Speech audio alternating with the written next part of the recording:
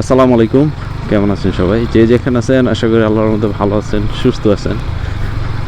চলে আসলাম আর একটি ব্লগ নিয়ে আপনাদের সামনে। যেই সিডন মিডর মানে তুফান টুফান গেছে, তো অনেকেরই ক্ষতি হয়েছে কম বেশি। আর বেশিরভাগ হইতেছে বাইরের দিকে যারা আছে, বাইরের বলতে যেমন ভোলা, সিলেট, সুনামগঞ্জ বা আরও দূরে যারা আছে, তাদের হয়তো ক্ষতির দিকটা একটু বেশিই হয়েছে আমার মনে হয়। তো সকলেই দোয়া করবেন। আর এই মানে মেঘ বৃষ্টির মধ্যে একটু বাইক টেক নিয়ে সবাই একটু কম বেরোবেন, কারণ হইতেছে মেঘ বৃষ্টির কথা বলা যায় না কোন সময় কোন দিকে মোচড় নেয়। তো আসলে আমরা যদি একটু সতর্কতাভাবে বাইকগুলো রাইড করি, হয়তো অনেকটা সেফটি পাওয়া যায়। যেমন বৃষ্টির মধ্যে অনেকেই চিন্তা করে হ্যাঁ মেঘ আসছে চালাই চলে, কিন্তু এই চালানটা যেন শেষ চালানো হইতে পারে তার হয়তো ওরকম কোনো আইডিয়া নাই, যেটা আমি চিন্তা ভাবনা করি। একটু যদি চিন্তা করি যে না আস্তে আস্তে চালাই, জিনিস তো আমারই, অন্য কারণ। তো আমরা মেঘের মধ্যে যেটা করব, যাদের এবিএস আছে তারা তো ভালোই, যেহেতু মেঘের মধ্যে এবিএসটা সুন্দর চলে, মানে ব্রেকিং সিস্টেমটা ভালো কাজ করে। আর যাদের নন এবিএস আমার মতন বাংলা, তো তারা খুবই সাবধানতার সাথে বাইক রাইড করবেন। আবার যাদের অভ্যাস তাহলে তাদের কোনো সমস্যা নেই, কারণ এবিএসও মেঘের মধ্যে চলে, নন এবিএসও মেঘের মধ্যে চলে। আগে কিন্তু এবিএস ছিল না, আর এমন না যেন এবিএস দিয়েই চলতে হইবে। এবিএসই খুবই ভালো, এবিএস ছাড়াও কিন্তু ভালো রাইড করা যায়।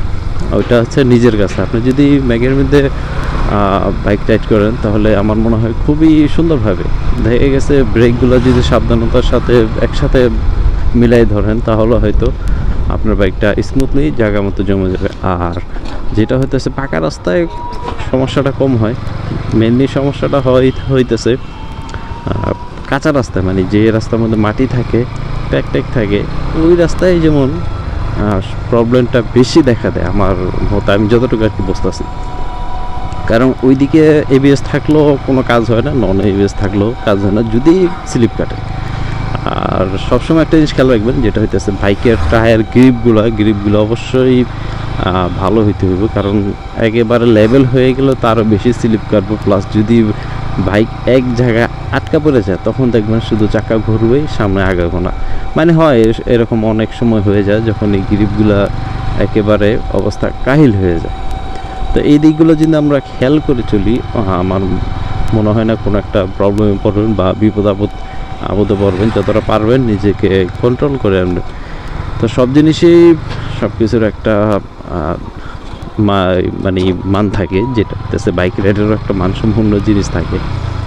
আর সেই দিকগুলো যদি আমরা বিবেচনা করি তাহলে এবিএস দিয়েও আমরা বাইক রাইড করতে পারবো, নন এবিএস দিয়েও আমরা সুন্দরভাবে বাইক রাইড করতে পারবো মেঘের মধ্যে।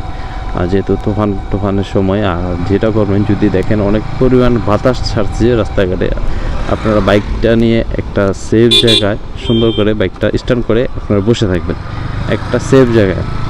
কারণ বাতাসের মধ্যে যদি বাইক রাইড করতে যান অনেক সময় এত স্পিডে বাতাস আসে, একটা মানুষ কিন্তু বাতাসে ধাক্কা মেরে ফেলে দিতে পারে।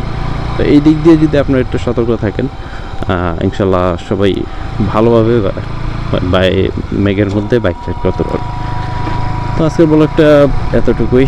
এই জিনিসগুলো একটু মন চাইলে আপনাদেরকে বলি সতর্কতা হওয়ার জন্য, মেঘের মধ্যে কীভাবে আপনারা একটু বাইক রাইড করবেন। কারণ বাইক জিনিসটা হচ্ছে সবচেয়ে কেয়ারফুললি একটা জিনিস, যে জিনিসের মধ্যে সবচেয়ে রিস্কও বেশি, আবার সময়ও বাঁচে বেশি।